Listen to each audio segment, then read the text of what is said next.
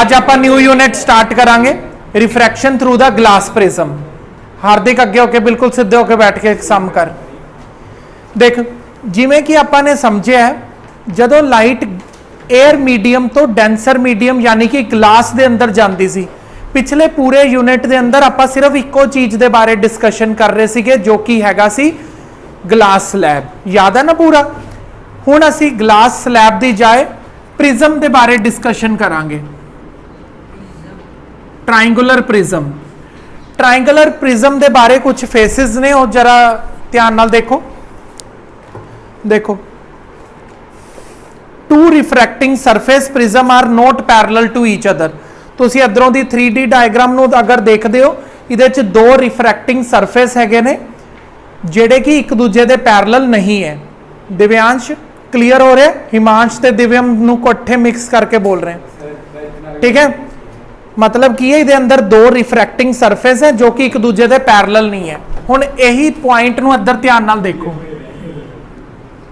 ये glass slab है, ये ग्लास स्लैब है, ये अपने कोल ग्लास प्रिज्म है। ग्लास स्लैब और ग्लास प्रिज्म के अंदर पहला डिफरेंस यही है, इहदे अंदर दो रिफ्रैक्टिंग सरफेस हैगे ने लेकिन वो एक दूजे दे पैरेलल ने। इहदे अंदर जिहड़े दो रिफ्रैक्टिंग सरफेस ने वो एक दूजे दे पैरेलल नहीं है, ये इनकलाइंड ने बेस दे ऊपर किसी एक एंगल ते, ठीक है। एक दूजे दे पैरेलल नहीं है, एक पैरेलल ने। दूसरा डिफरेंस की है, जदों असी ग्लास स्लैब तो लाइट नूं पास करते हैं, जदों असी वाइट लाइट पता है ना सारे बच्चों नूं की हुंदी है? White light which consists of combination of 7 different colours. याद है तुहानूं सारा? अगर तुसी वाइट लाइट इत्थों दी पास करते हो तो ये अपना पाथ चेंज कर दी है, एवें आ गया उरे। लेकिन वाइट लाइट दी वाइट लाइट ही रहिंदी है। लेकिन जदों असी ग्लास स्लैब की जाए ग्लास प्रिज्म यूज करते हैं, जदों इत्थों असी वाइट लाइट पावांगे, जिमें जिमें अगे टॉपिक वधावांगा उदों मैं तुहानूं दिखावांगा, जदों वाइट लाइट अगे पास करते हैं प्रिज्म चों वो स्प्लिट हो जाती है 7 डिफरेंट कलर्स के अंदर। आ गया मन्नत समझ? ग्लास प्रिज्म और ग्लास स्लैब च यही सब तो बड़ा डिफरेंस है। देखो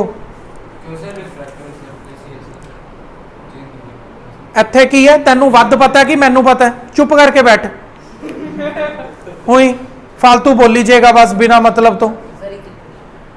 एक ग्लास स्लैब है, एक ग्लास प्रिज्म है। ग्लास प्रिज्म के अंदर जदों असी वाइट लाइट नूं पास करते हैं, वाइट लाइट स्प्लिट हो जाती है 7 डिफरेंट कलर्स के अंदर। ऐसा क्यों हो जाता है? ग्लास प्रिज्म के अंदर ऐसा क्यों हो जाता है? इस चीज नूं आपां पूरे चैप्टर के अंदर डिस्कशन करना है, ठीक है। देखो हाँ हुण आपां स्टार्ट करते हैं। देखो जिहड़ी आपां हुण टॉपिक नूं जिहड़े नूं आपां डिस्कस करन वाले आ, इस टॉपिक के अंदर सिर्फ और सिर्फ डायग्राम है। अगर तुसी बुक के अंदरों भी इस टॉपिक नूं रीड करन दी कोशिश करोगे वो सिर्फ डायग्राम बनानी सिखा रहे हैं भी डायग्राम किवें बननी है। तो अगर तुसी पूरी तरह सीख लेंदे हो टॉपिक, तुहानूं पढ़न की बिल्कुल भी लोड़ ही नहीं पएगी। तो इसनूं ध्यान नाल समझना है, ठीक है। तरुण देख, तरुण इहदा पिछले टॉपिक नाल ना कोई लिंक नहीं है, जिहड़ी तू छुट्टी मारी है ध्यान नाल समझी। सारे लैक्चर मैं रिकॉर्ड किए ने, घर जाके और टाइम टू टाइम देखने ने तू। ए बी ते सी, ठीक है तरुण। देखो ये हैगी है इंसीडेंट रे, ठीक है। जदों असी ग्लास स्लैब बनाई सीगी, ग्लास स्लैब दे विच असी पहला इंसीडेंट रे मार्क करते हैं, फिर की बनाते हैं? नॉर्मल बनाते हैं ना। हुण इहदा अगर जिहड़ा रिफ्रैक्टिंग सरफेस है वही अगर सलांटिंग है तो इहदा नॉर्मल भी एवें थोड़ा जिहा टेढ़ा ही बनेगा। हाँ मैं तैनूं सिखांदा 2 मिनट च। नॉर्मल आ देख, जिवें ग्लास स्लैब है ये 90 डिग्री ते इहदा रिफ्रैक्टिंग सरफेस है ना, रिफ्रैक्टिंग सरफेस के ऊपर 90 डिग्री की एक लाइन ड्रॉ कर दो, नॉर्मल बन जाता है। हाँ इत्थे 90 डिग्री किवें बनेगा? डी नूं एवें रखना पेगा उरे, तो इहदा 90 डिग्री एवें इत्थे बनेगा। आ गया समझ? हुण देख शक्तिमान इंसीडेंट रे ते नॉर्मल दे विच जिहड़ा एंगल बनदा है इसनूं असीं की कहने हैं? Angle of incidence. आ गया तेन सारा समझ।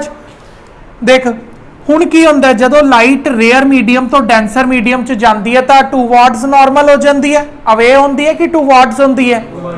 ठीक है, आ देखो नॉर्मल दे कोल आ गई, जाना इसनूं किवें चाहीदा सी?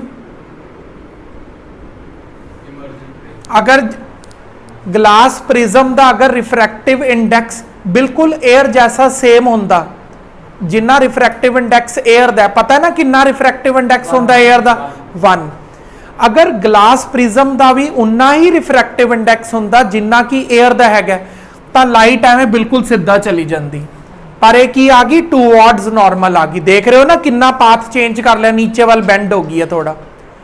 शक्तिमान नूं आ रहा है समझ? चलो ठीक है, फिर अगर शक्तिमान तेनों इधर तक समझ आ ही गया है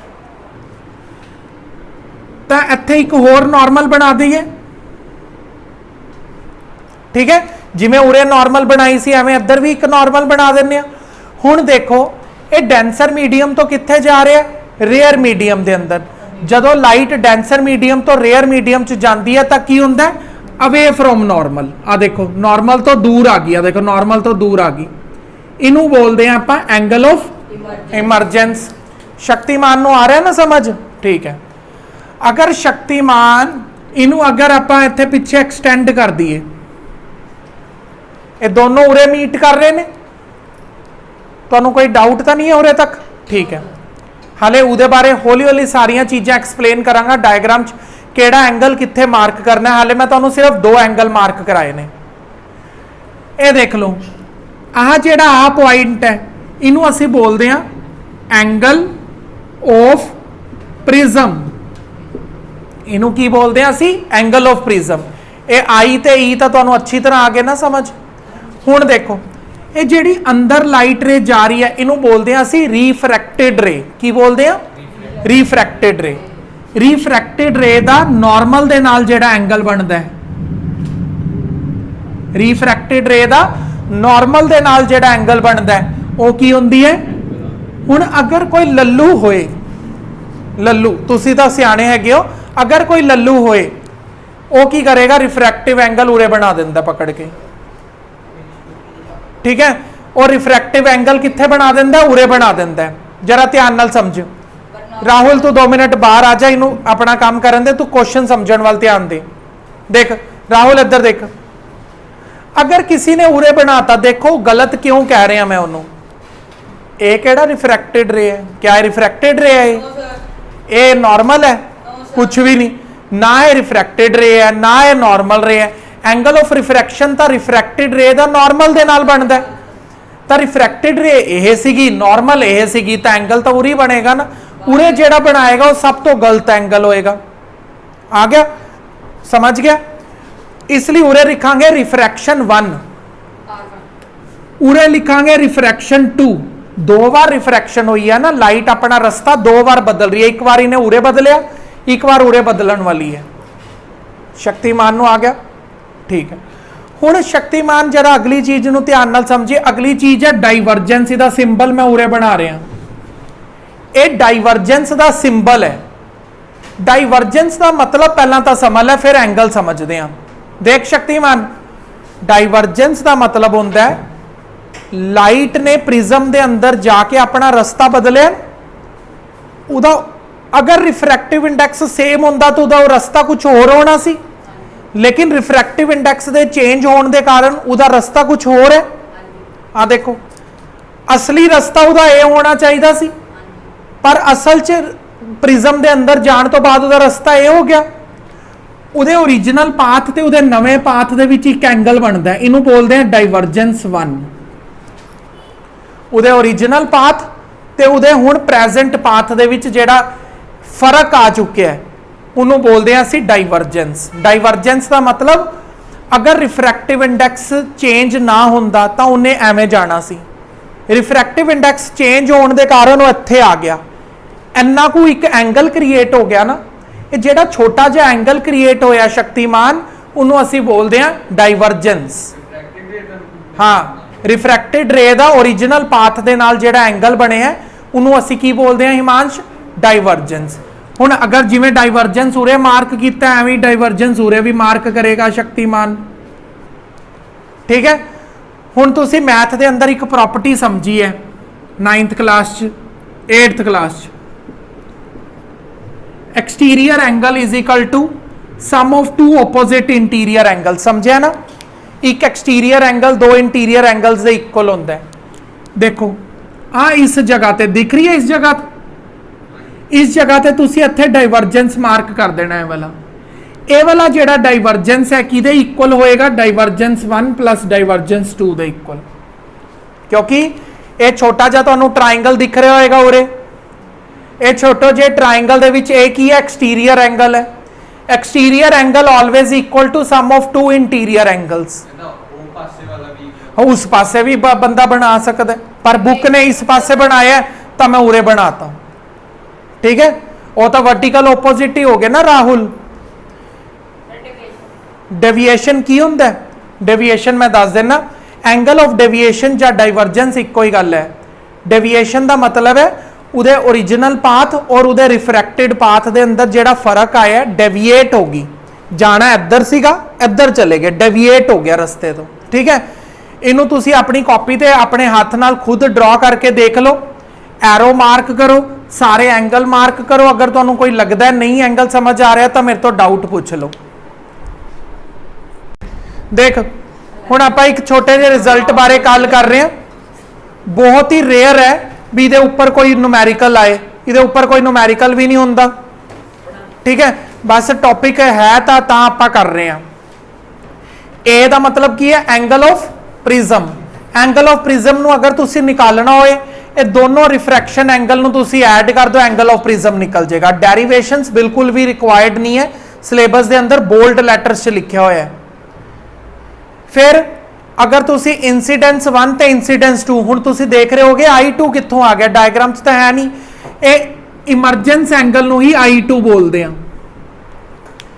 I1 ते I2 नू ऐड करोगे तो प्रिज्म ते डाइवर्जेंस का टोटल आ जाएगा। ये डेरिवेशंस ने, ये कैसे और नहीं है आपां नू, ना ही उन्होंने तेरे तो पूछना है ये कैसे। ते अगर तुसी सिर्फ डाइवर्जेंस निकालनी है ते इंसीडेंस ते दोनों मैं इधर ये लिखता,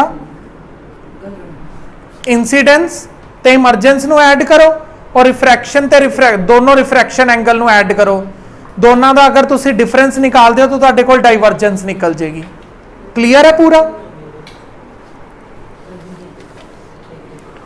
हुण आंदा मेन टॉपिक, ये तो टाइम पास टॉपिक सीगा, ये असली टॉपिक डायग्राम वाला, इनू बस इग्नोर ही करो। चलो थोड़ा आपां की कहंदे नोट लिखे होया मन्नत बुक दे विच, रीडिंग वाल भी ध्यान दे। Good learner is a good listener. देखो इन अ प्रिज्म, हिमांश थोड़ा ध्यान नाल सुनी, in a prism refraction of light occur at the two inclined faces.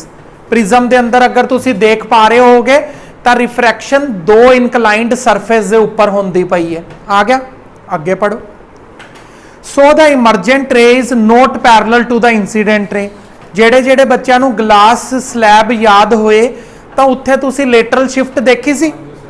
Lateral shift की सीगी, ओरिजिनल पाथ और इमरजेंट रे दे विचकार दा डिस्टेंस सीगा, है ना गुरांग, वो दोनों पैरेलल सीगे। पर इत्थे देखो ओरिजिनल वाली ले तो उरे जा रही है, ए वाली इत्थे जा रही है, पैरेलल तो है नहीं गे।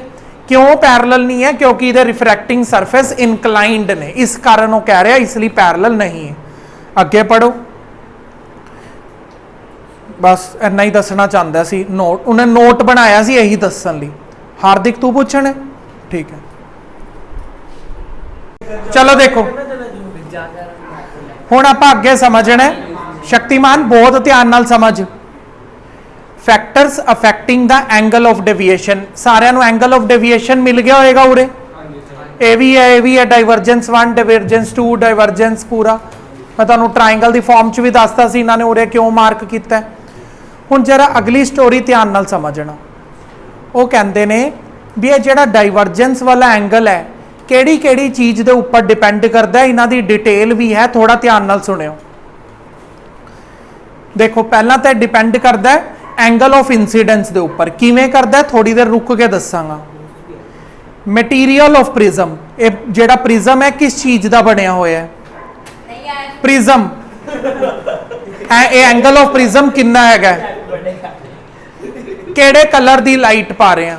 देखो टोटल 4 चीज़ां ने, यही 4 चीज़ां दी जदों मैं डिटेल सिखा दांगा चैप्टर खत्म हो जाएगा। की है ये जेड़ा किस एंगल ते लाइट आ रही है, एंगल ऑफ इंसीडेंस कितना है? आ गया समझ? एंगल ऑफ प्रिज्म कितना है? इस प्रिज्म का रिफ्रैक्टिव इंडेक्स कितना है? आ रहा समझ? ये सारिया चीज़ों के उपर। अच्छा एक चीज़ होर भी है, किहड़े कलर की लाइट पा रहे हो, ये सारिया चीज़ां मिल के डिसाइड करदियां ने भी जिहड़ा डाइवर्जेंस एंगल है वो कितना होएगा। दसो तुहानूं समझ आया? हुण 1 बाय 1 ये चीज़ां नूं डिस्कस करांगे।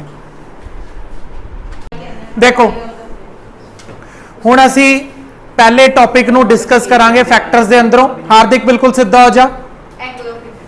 पहला टॉपिक ये कहता है जिहड़ा एंगल ऑफ डेविएशन है, एंगल ऑफ डेविएशन असी समझ चुके हैं ना गौरांग भी एंगल ऑफ इंसीडेंस के उपर डिपेंड करता है। वो किवें डिपेंड करता है, उहदे लिए ग्राफ है, इनू थोड़ा जिहा ध्यान नाल समझना, बहुत ही ईजिली समझ आ जाएगा। वो कहता है स्टार्टिंग दे विच अगर तुसी इंसीडेंस एंगल नू इनक्रीज करते हो तो डेविएशन डिक्रीज होंदा। देखो एंगल ऑफ इंसीडेंस वध रहा, डेविएशन वाली कर्व देखो स्टार्टिंग दे विच कित्थे आ रही है, नीचे गिर रही है। आया समझ इत्थे तक? मतलब की कहते ने भी इंसीडेंस एंगल नू स्टार्टिंग दे विच जदों तुसी इनक्रीज करना शुरू करते हो डेविएशन एंगल घटना शुरू हो जाता है। दसो इन्ना क्लीयर है? ठीक है। फिर वो कहते ने एक पॉइंट ऐसा आंदा है, ए वाला एक पॉइंट ऐसा आंदा है, इस पॉइंट तो बाद जदों तुसी एंगल ऑफ इंसीडेंस नू इनक्रीज करते हो तो डेविएशन भी इनक्रीज होने लग जाती है। इस पर्टिकुलर पॉइंट नू असी बोलते हैं मिनिमम डेविएशन। मिनिमम डेविएशन मतलब इस पर्टिकुलर पॉइंट ते सब तो घट डेविएशन है हॉरिजॉन्टल लाइन दिखाने ली। ठीक है, मतलब एंगल ऑफ इंसीडेंस दा, मतलब इस जगह ते ए वाला सब तो छोटा डेविएशन वाला एंगल है, इस तो बाद छोटा नहीं होएगा, इस तो बाद वधना शुरू हो जाएगा।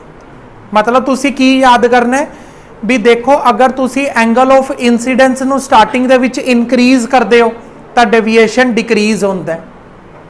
अगर मिनिमम डेविएशन तो पहुंचण तो बाद अगर तुसी एंगल ऑफ इंसीडेंस नू इनक्रीज करते हो तो डेविएशन भी इनक्रीज होना शुरू हो जाएगा।